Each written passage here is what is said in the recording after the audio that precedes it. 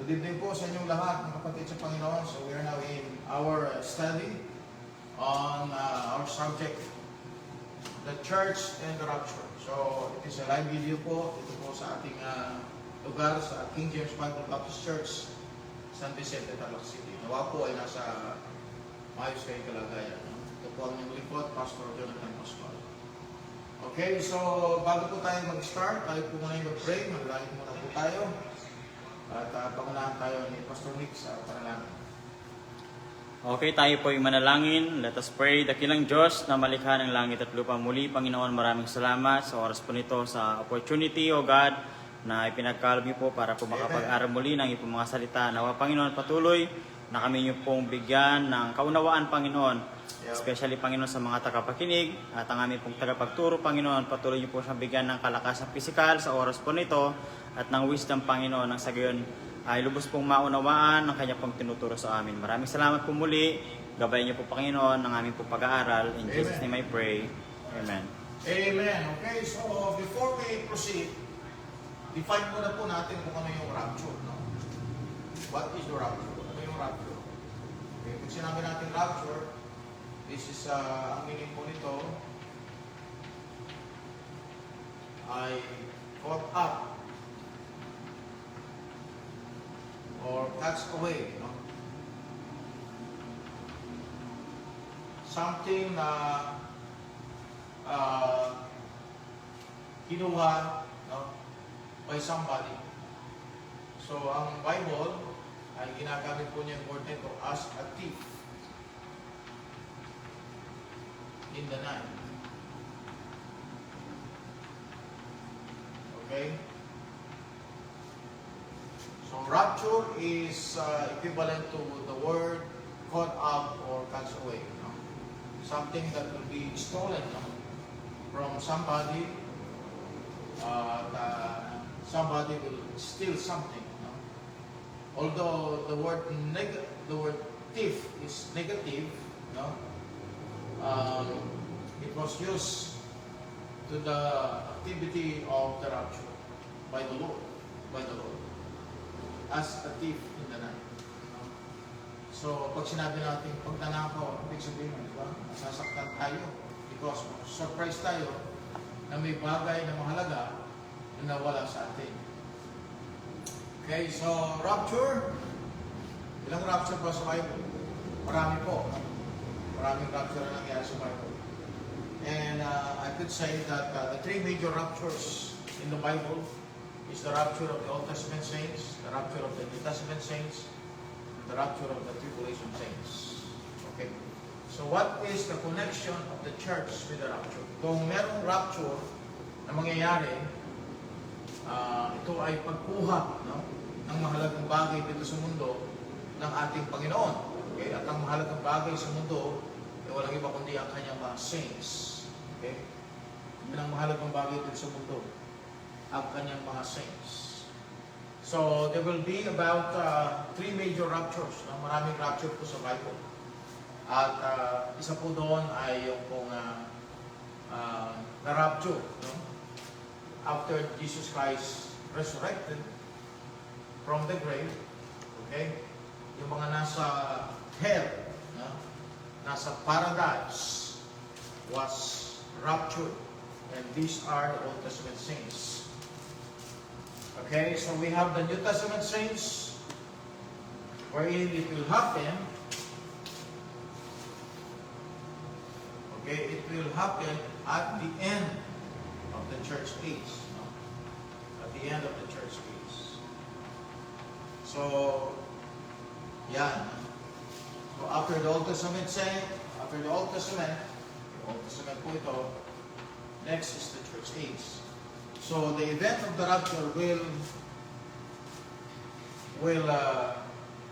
culminate, will end the period of the church age. And we don't know when it will happen. It is an imminent return. Okay? So after this will be the Great Tribulation period. 7 years lang po ito. So we have one, the Old Testament saints rapture. Number two, the the New Testament rapture. Number 3 is the tribulation saints rapture. So this will happen close before the second coming of Christ. So after this will be the millennium.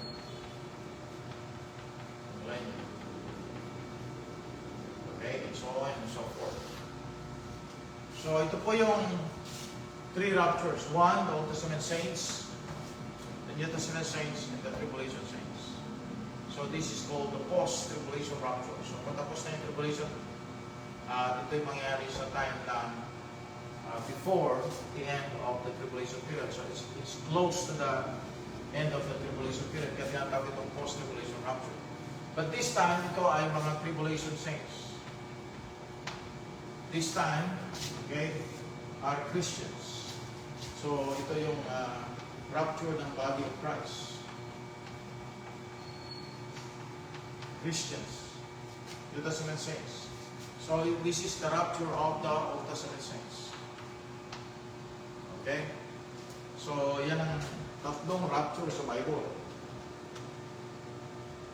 Nakauna ba tayo, right?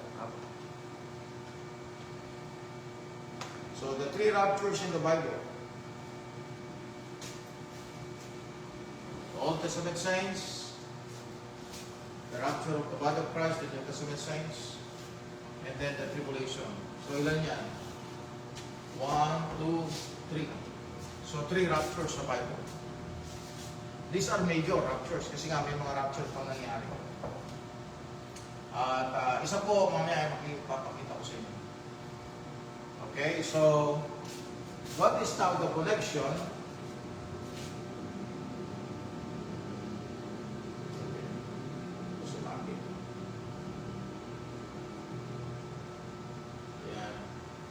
So what is now the connection of the church with the rapture? Okay. Ang connection ng church sa rapture ay itong rapture na ito, ang siyang tulad ng sinabi ko sa inyo, no? Hindi rapture of the Old Testament saints ang pag-usapan natin ngayon. So it is the church. So anong connection ng church sa rapture? No? First, ang rapture ng church. So we're now dealing with the rapture of the church. No? Ang rapture ng church is actually the end of the church age. It is the end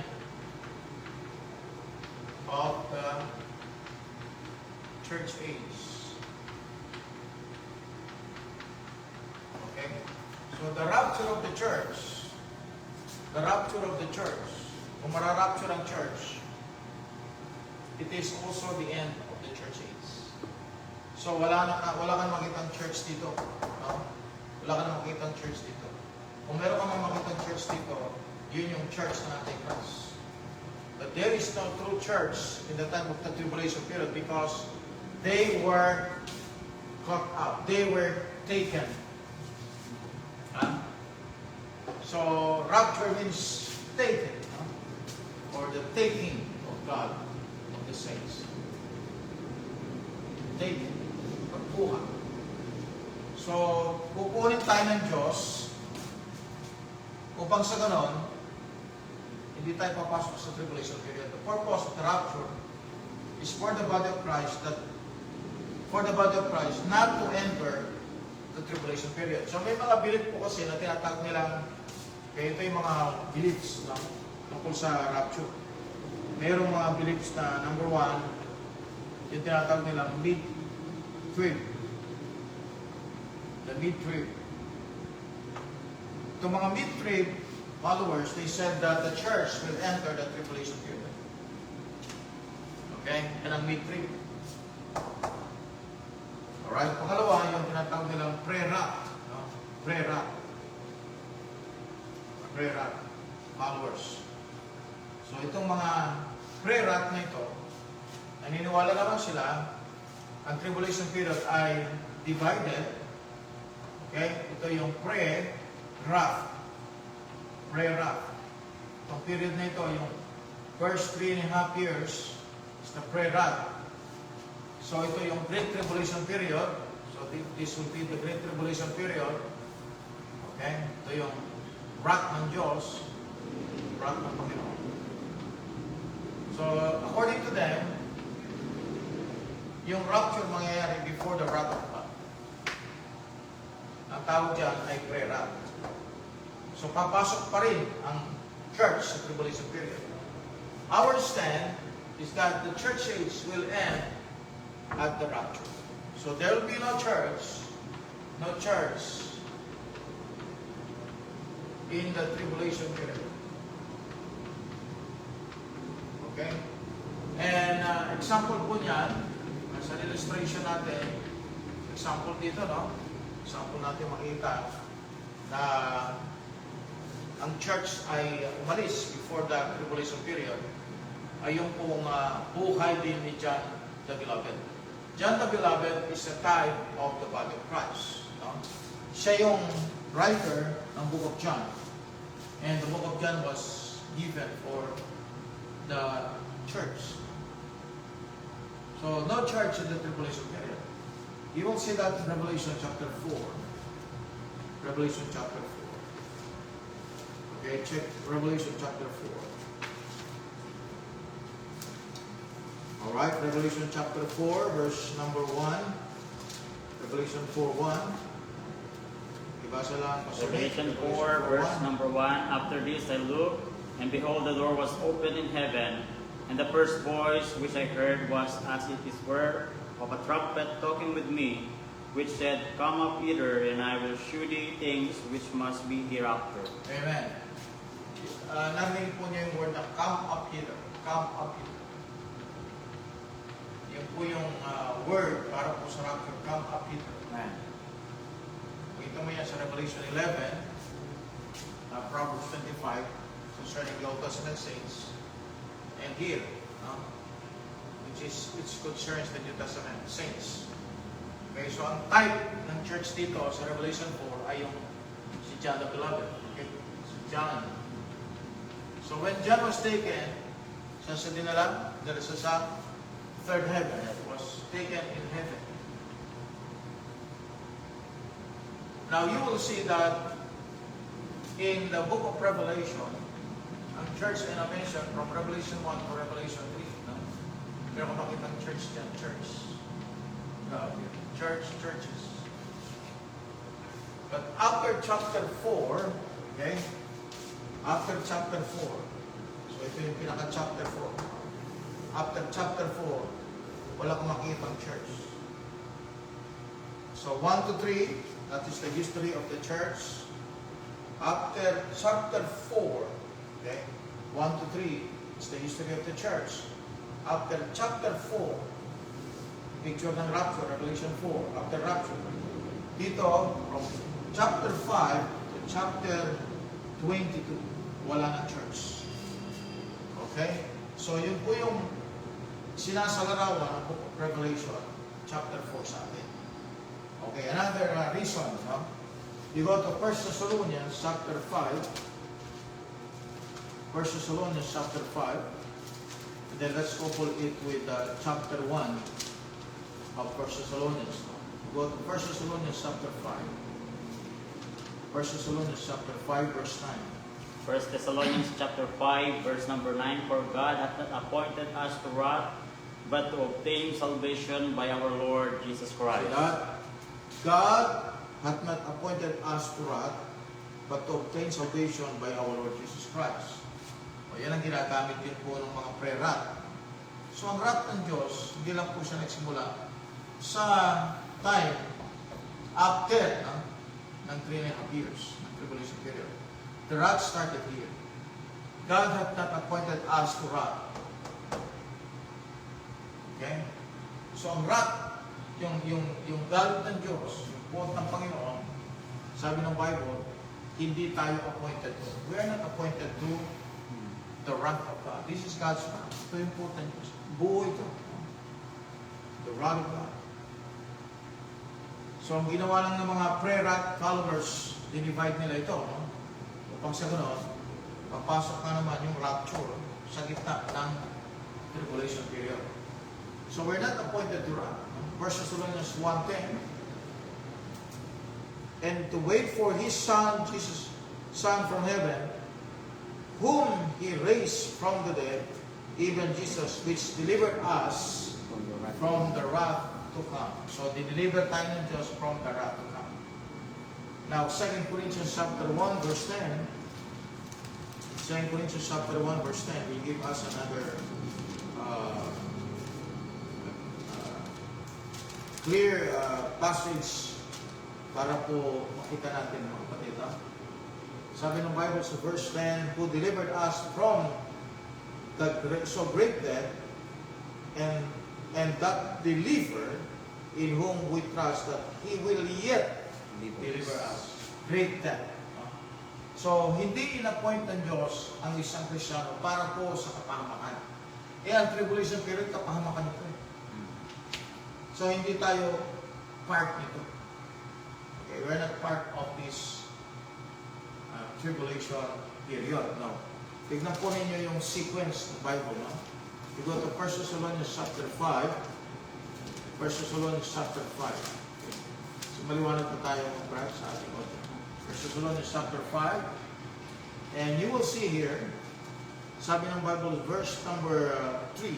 Verse number 3. Verse number 2 and 3. 1 Thessalonians 5, verse number 2 and 3. For yourselves know perfectly that the day of the Lord so cometh as a thief in the night. For when they shall say peace and safety, then sudden destruction cometh upon them, as travail upon a woman with child, and they shall not escape. So the day of the Lord, so ang day of ng Lord, okay, mag-start siya sa rapture. The day of the Lord, sabi ng Bible, mag-start sa rapture. The day of the Lord, ang sabi niya, so cometh as a thief in the night. Ito na ngayon. Thief in the night. Okay, yun ang rapture. Imminent return. Okay? Ito ay private, secret coming ni Christ sa mga saints. Now, after that, sabi ng Bible, so verse number 3, for when they shall say peace and safety, ito yung panahon na people will say peace and safety because there is crisis, chaos going on. And then they will say peace. Ito yung programa ng Roman Catholic Church, peace and safety. Then sudden, because after the rapture, sudden destruction cometh upon them, as travail upon a woman with child, and they shall not escape. So I believe this, that the church will be raptured before the Great Tribulation period. Kasi ang nakita po natin dyan, okay, na dahilan ng rapture ay to deliver us from the wrath to come. At ito yung quote ng Panginoon. Ito yung galit ng Diyos. Now you go to the book of Revelation chapter 6. Revelation 6. Revelation 6. Okay, tingnan po ninyo sa Revelation chapter 6. And you will see there something, no, about the first 4 seals open. And one of the seal, binuksan po, is about the white horse. And that white horse, the rider and the white horse, is the Antichrist. Is the Antichrist. And look at verse 4. And there were out another horse that was red, and power was given to him that sat thereon, to take peace from the earth, and that they should kill one another, and there was given unto him a great sword. Okay? So meron na talagang trouble, no? Nangyayari. And then later on, verse number 8, sabi ng Bible, and I looked, and behold, a pale horse, and his name was sat on him, was dead, and hell followed with him, and power was given unto them over the poor part of the earth to kill with sword, and with not hunger, and with death, and the beasts of the earth. Okay?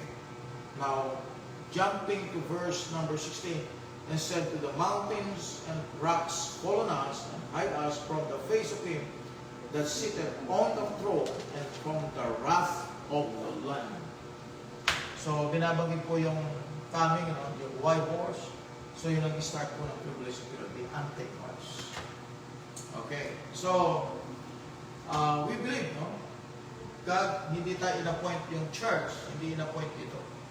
Isa pang bagay na makita natin, the reason why there is rapture, is not only to end the church age, but also to meet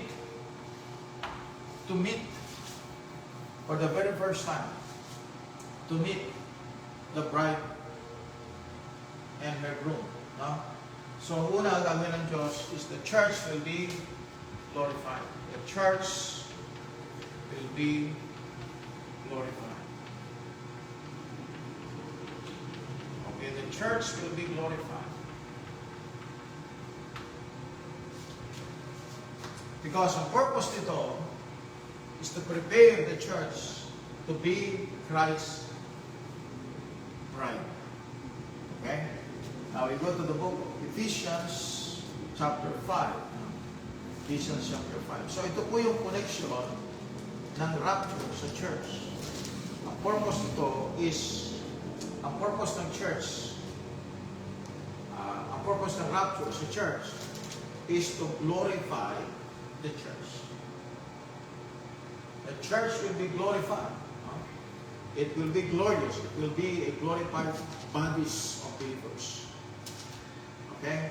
So, check po natin Ephesians chapter 5. And connect po nyo dyan sa verse number 27.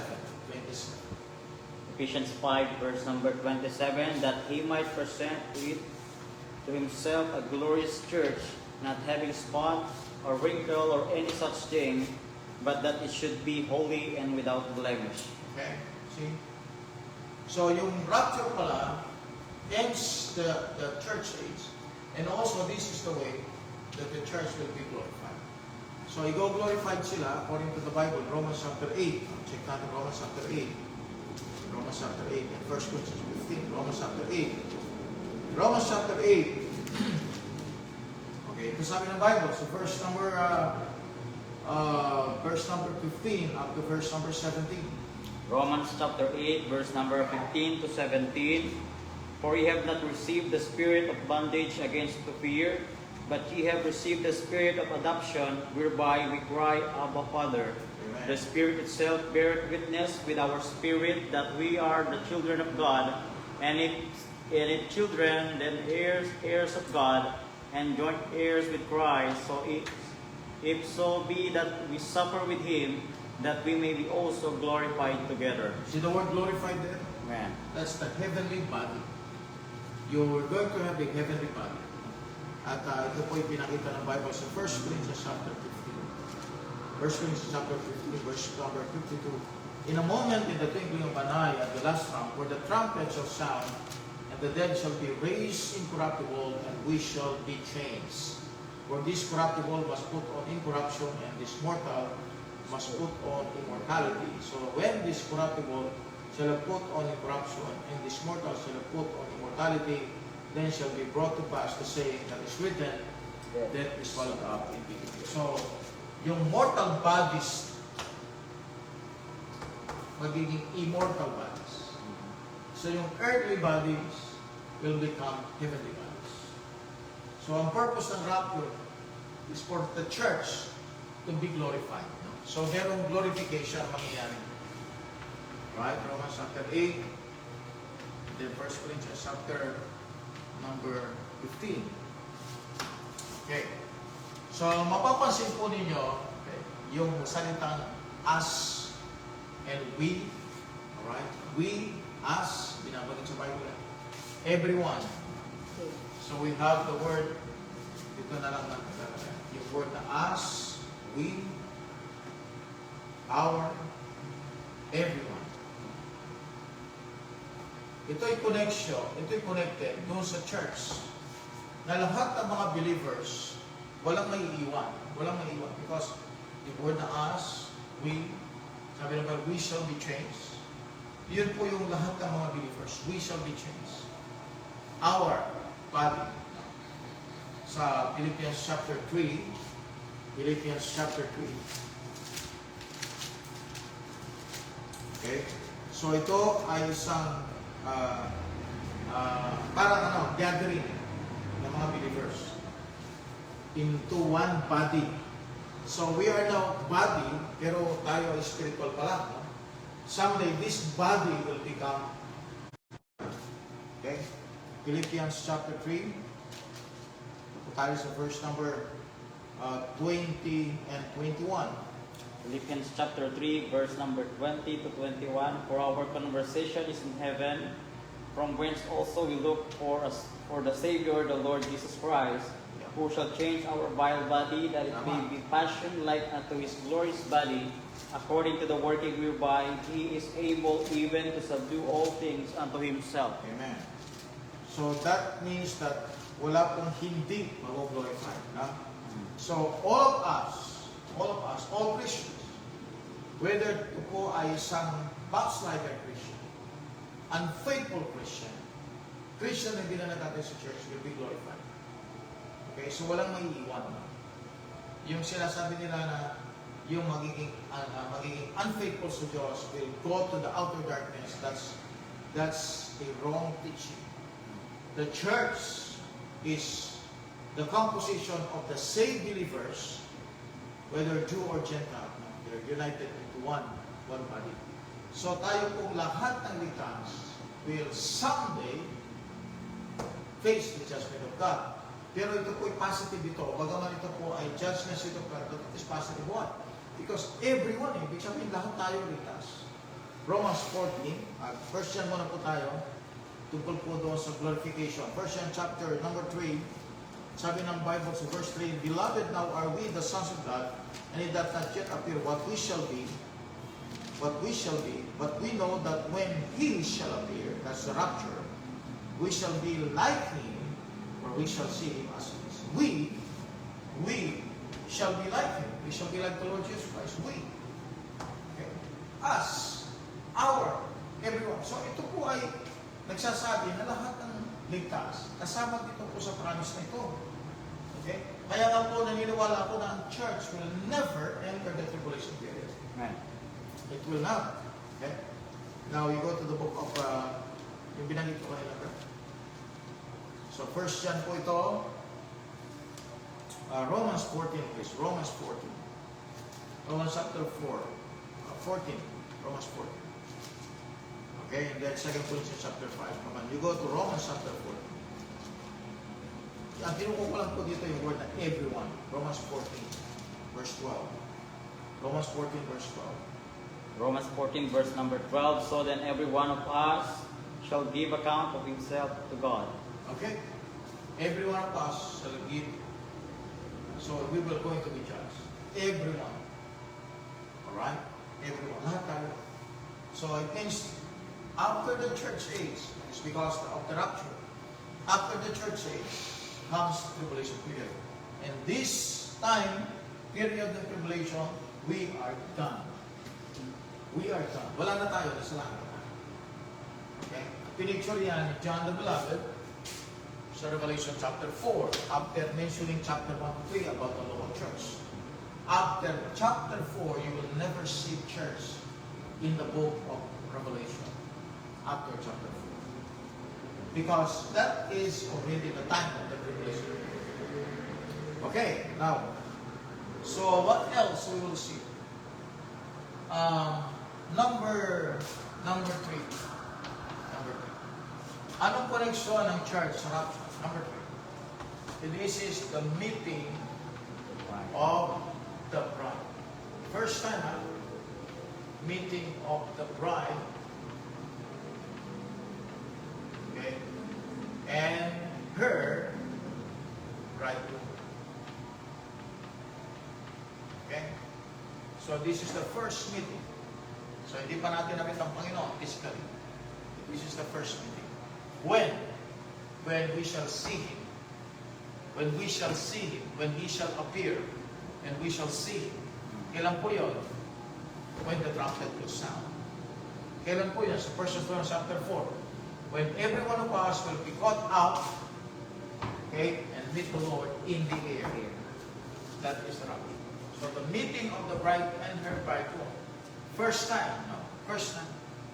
First time kung mangyayari ito, no? Ang church is a betrothed wife. The church is a betrothed wife to the Lord. Just like Isaac, no? In Genesis 24. Genesis 24 is a picture, it's a lovely picture of the rapture. This is a connection, this is a relationship of Rebecca and Isaac. Umuuna si Rebecca. Hindi pa niya nakita ang kanyang magiging asawa. Betrothed na siya, ibig sabihin, siya ay ready na for the marriage. Pero hindi pa po niya nakita. In chapter 24 of the book of Genesis, pinicture po dito yung kung paano they meet together. And when they meet together, that's the first time of their meeting. That is also the time of their wedding. Okay? So when we meet the Lord in the year, that will be the time of our wedding. Genesis 24. Dito po sa verse number, just read. Sabi niya sa verse number 63. And Isaac went out to meditate in the field at the eventide, and he lifted up his eyes and saw, and behold, the camels were coming. Eventide. Eventide. So ito pong time na ito, from here, up to the time of the tribulation period, we call it the evening. This is called the night time. Kaya nga, tinawag ng Bible na, tinawag ang rapture, if in the night, evening. No? Christ is the bright and morning star. Sabihin po, that is the time of the last hours of the evening. So, the church age in the tribulation period, this is the night time. This is the evening time. And sabi ng Bible, in the evening time, he lifted up his eyes and saw, and behold, camels were coming. No? So that is the picture of us believers going up in the air to meet Jesus Christ. So here, this is the picture. See, Isaac is going to meet his bride, Rebecca. And Rebecca lifted up her eyes, and when she saw Isaac, she lighted off the camel. Malis siya doon sa camel.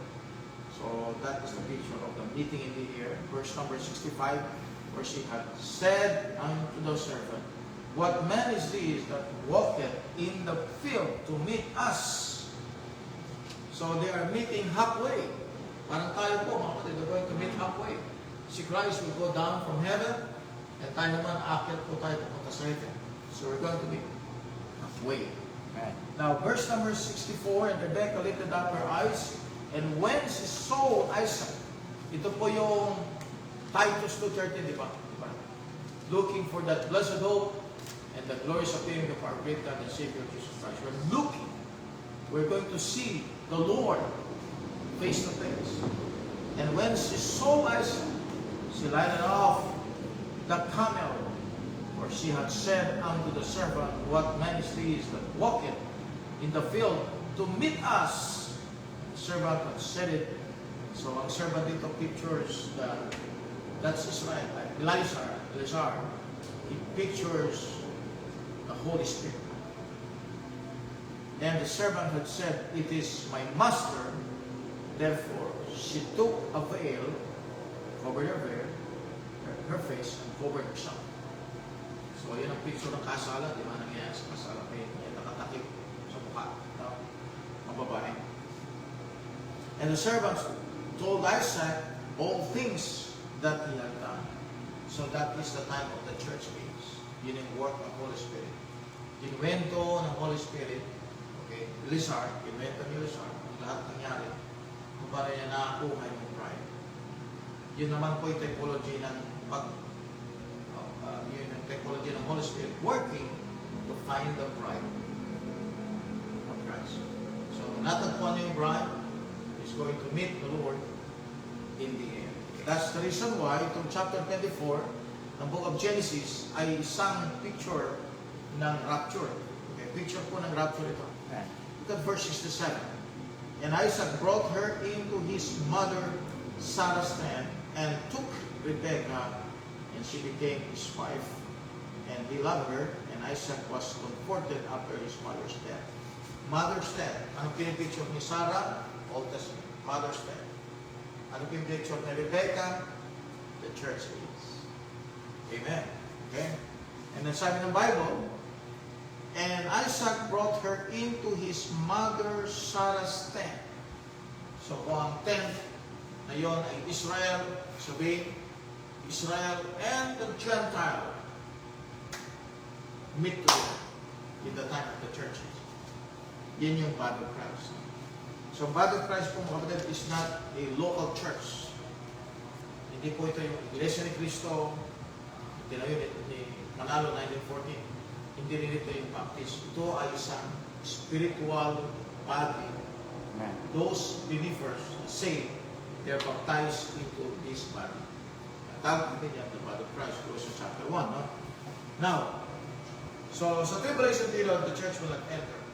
And it is the meeting of the bride and her bridegroom for the first time. Sapagkat according to Ephesians chapter 5, we are a betrothed wife of the Lord. Go to the book of Ephesians chapter 5. Ephesians chapter 5. Ephesians chapter 5. Ito dapat maging maliwanag sa inyo po ito, mga tagapakinig. Sapagkat kung hindi po kayo naliliwanagan sa bagay na yan, papasok kayo sa paniniwala nito. Mid-trib, tsaka pre-rat. Okay? At maybe, papasok din kayo doon sa isang pangbilib na outer darkness. No? Maybe, papasok din kayo sa bilib na walang eternal security. Okay.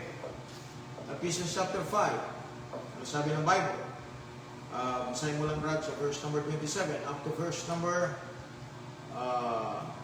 32.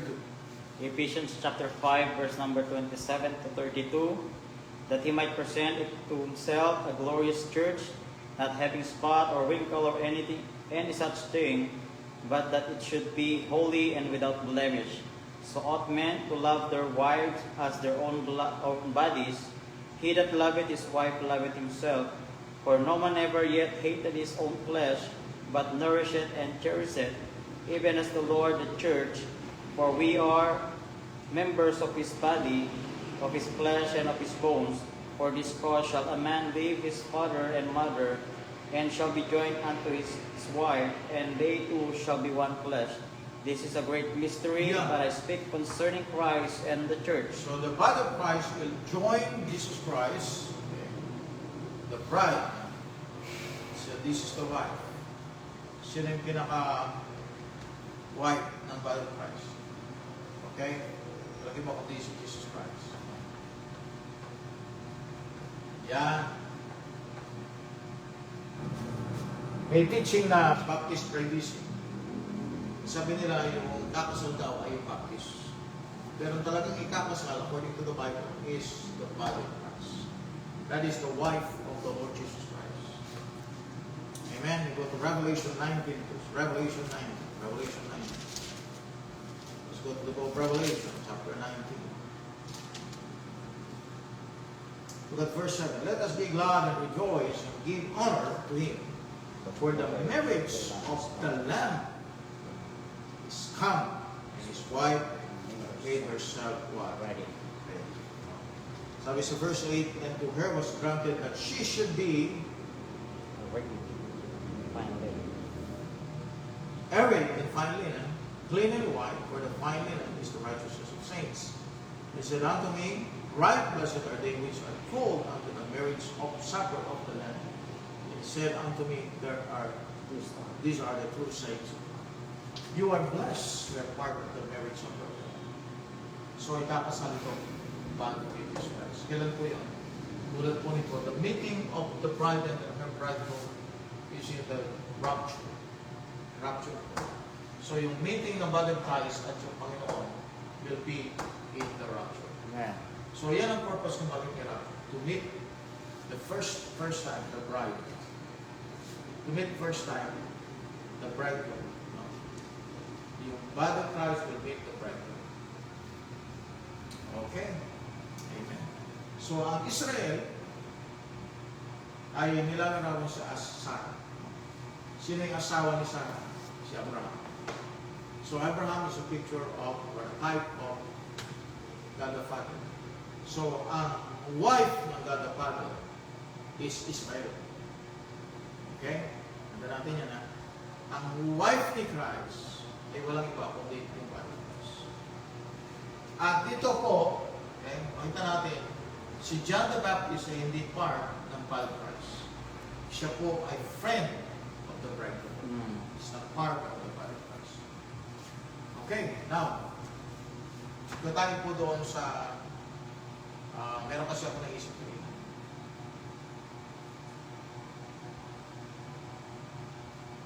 Okay, so, yung wife, okay, now we go to Revelation 21, Revelation 21. Ito po yung isa sa mga teaching day na ang wife ng Panginoon ay yung new heaven and new earth. I'm sorry, the new Jerusalem. But this is after the rapture. This is after the tribulation and the millennium. Revelation 21. And verse 22, verse number 2, and I, John, saw the holy city, New Jerusalem, coming down from God out of heaven, prepared as a bride adorned for her husband. So, ang teaching nila, yung New Jerusalem, yung tawag bride ni Cristo. Dito ang ginamit po dito as a bride, not the bride. So, the bride of Christ, according to Ephesians chapter 5, the wife of the Lord Jesus Christ, is no other than the church. Okay? So, ang connection ng church sa rapture? Ang rapture po ay connected sa church because ito po ang meeting of the bride and her bridegroom. Now, listen to this. No? May mga nagtuturo din na yung Matthew 25, have you heard that? The 10 virgins. Na kinoconnect po nila sa body of Christ. The 10 virgins are not what? Are not the body of Christ. The 10 virgins are the 144,000. Sila ito. Sa time ng tribulation period, these are the virgins. Virgins po. Malalaki po ito. Virgins. So makita po natin sa Matthew 25. And you will see in Matthew 25 na yung iba po ay wala silang oil. Alam na po natin ang picture ng oil is the Holy Spirit. In Matthew 25, sabi ng Bible, may nangyari doon sa 5. Makita natin kung babasahin natin dito.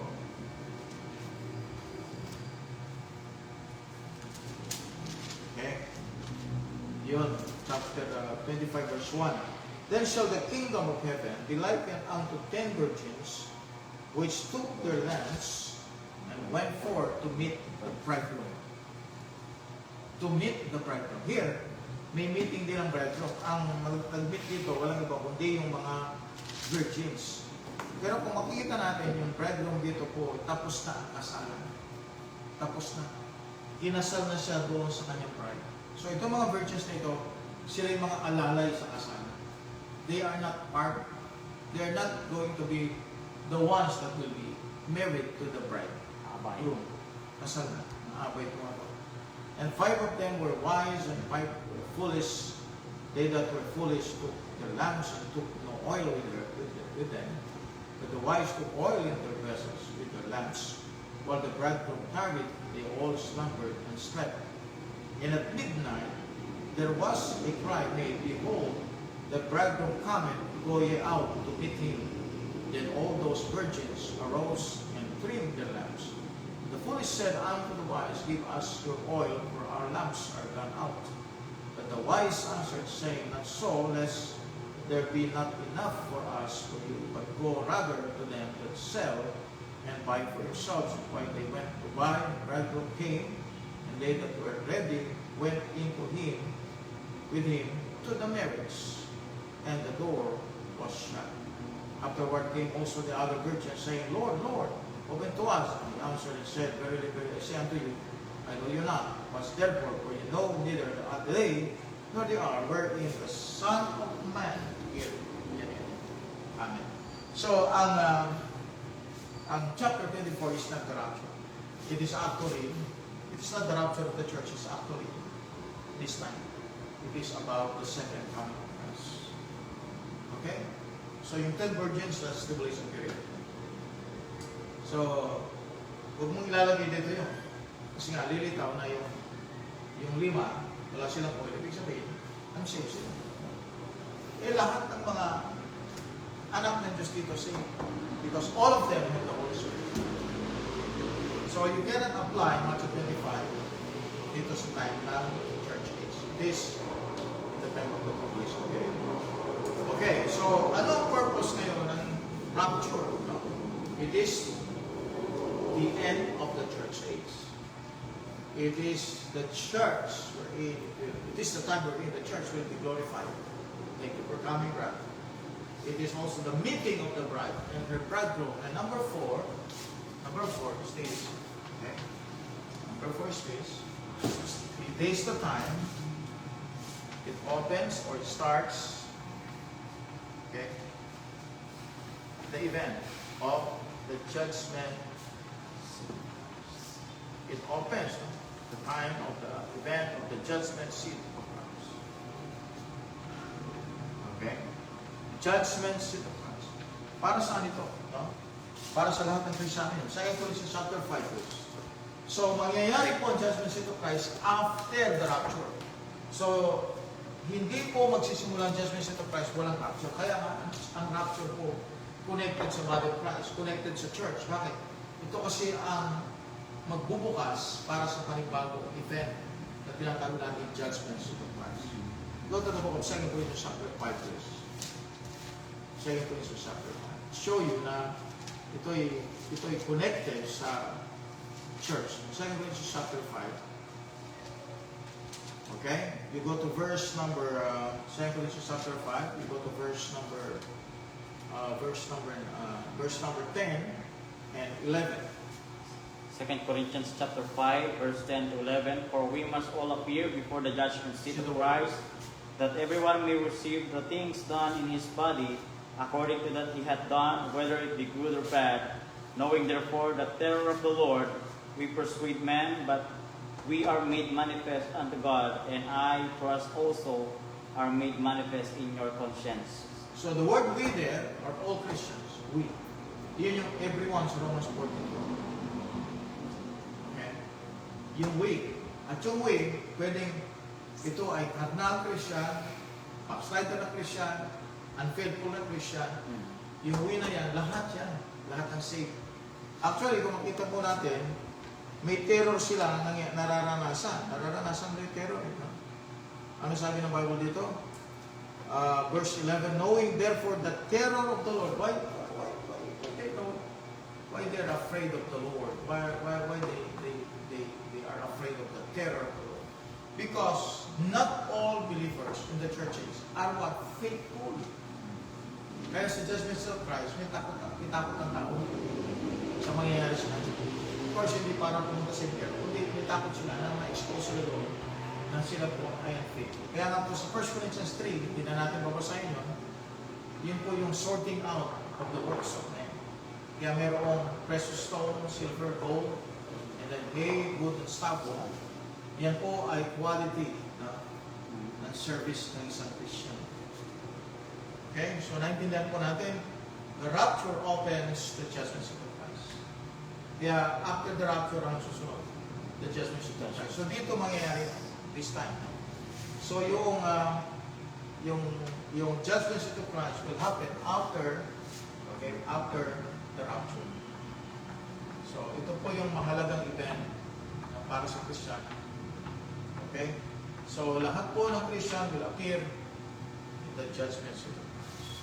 So, we're going to meet the Lord in the air, to meet Him also, and also to marry Him.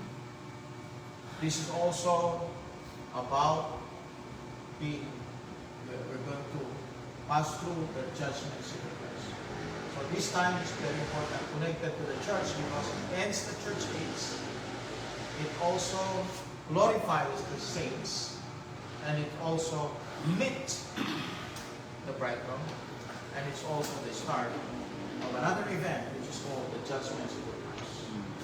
So during the time of the tribulation period, ang Christian nasa heaven. So we are in heaven.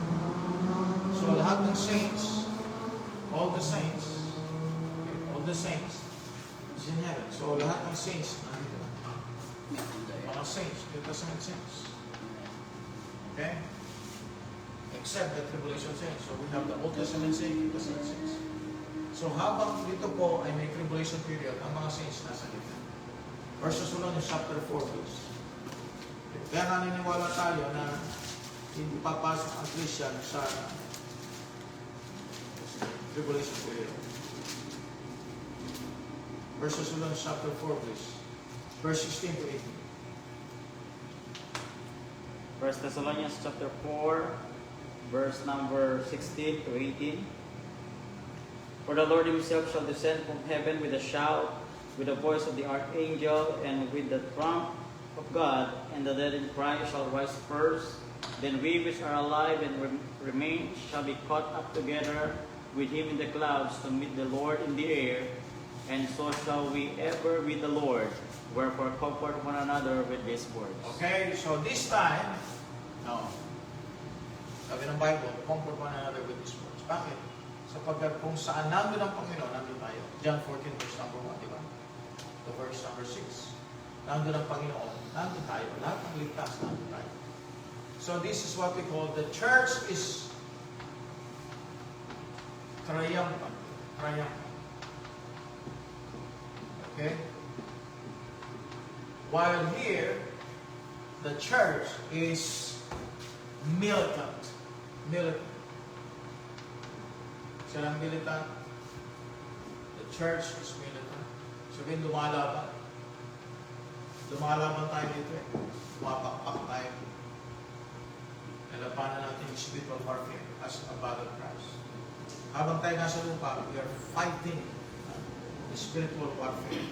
Pero after the rapture, we are a church triumphant. Tapos na tayo. Nagwagi na tayo. Kaya nga sabi ng Bible, but thanks be to God that is given us the victory through our Lord Jesus Christ. It's a church triumphant. Kaya tayo ngayon, may battles because it is a church militant. Amen? Lumalaban pa tayo. Hindi matatapos yun hanggat hindi nangyari pa. Kaya nga tayo sa blessed hope sa atin ang rapture. Because doon matatapos ang lahat. Okay? Amen. Amen. So, yun lang po mga batid for this time. At actually po, nakita natin na itong hindi po ito yung laptop na gagamit namin. So, dito OBS. Common po ito. Ito ay cellphone. Pero, sa kagustuhan po namin na turo, ay bagaman po pinulang tayo sa mga bagay-bagay to aid our live video. Salamat sa Panginoon, natapos po tayo. No? At sana po ay may natutunan po kayo sa bagay na ito at kayo po ay lumalim no? sa pag-unawa sa mga salita ng Panginoon. Amen. Okay, so Pastor John, please lead us in prayer. Tayo po manalangin. Amang Diyos na banal, makapangyarihan sa lahat. Salamat po Panginoong Diyos sa oras pong ito, Panginoon. Amen. Na muli pong natapos, Panginoong Diyos, sa pong pag-aaral, Panginoong Diyos. Na napakahalaga, Panginoong Diyos, sa bawat pananampalataya. Ito po, Diyos, ay pag-asa ng sino man, Panginoong Diyos, na gumagawa ng tungkuling bilang isang mananampalataya. Yes, Lord.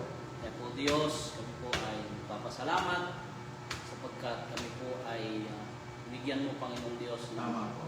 ng karapatan, Panginoong Diyos, Tama po. upang gawin ang isang bagay na mahalaga. Amen. At kami, Panginoong Diyos, ay nasa winning side, Yeah. Panginoong Diyos.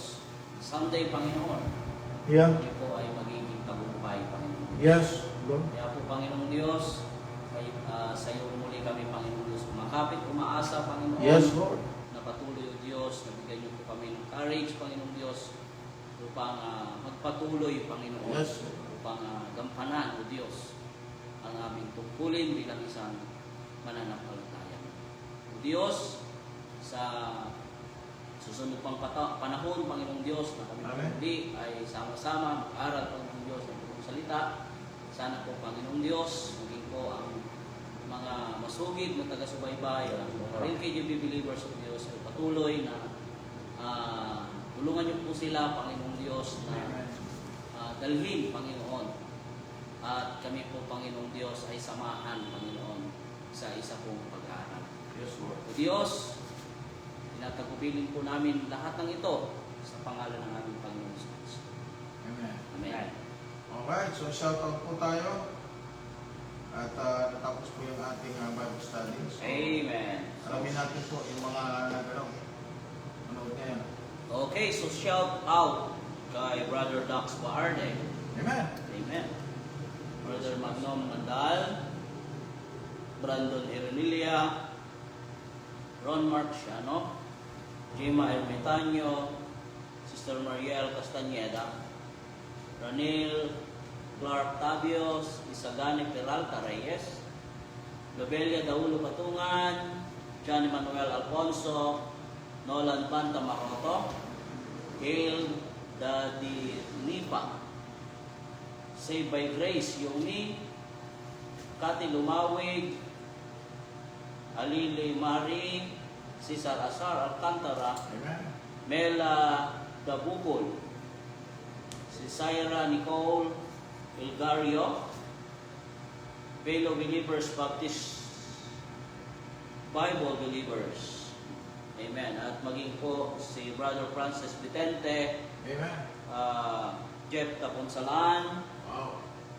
Big Boss John, Amen. Alden Garbos Young, Eniza, Maria Blasa Giliet, at maging po si Phil Pardillo Traya. Amen. Amen. Yan po. At maging po si Brother Aldrin Libado. Okay. So, hanggang doon lang po tayo mga kapatid. Thank you for watching. Thank you for Amen. joining us this evening. At salamat po sa patuloy na pag-share sa ating po mga videos.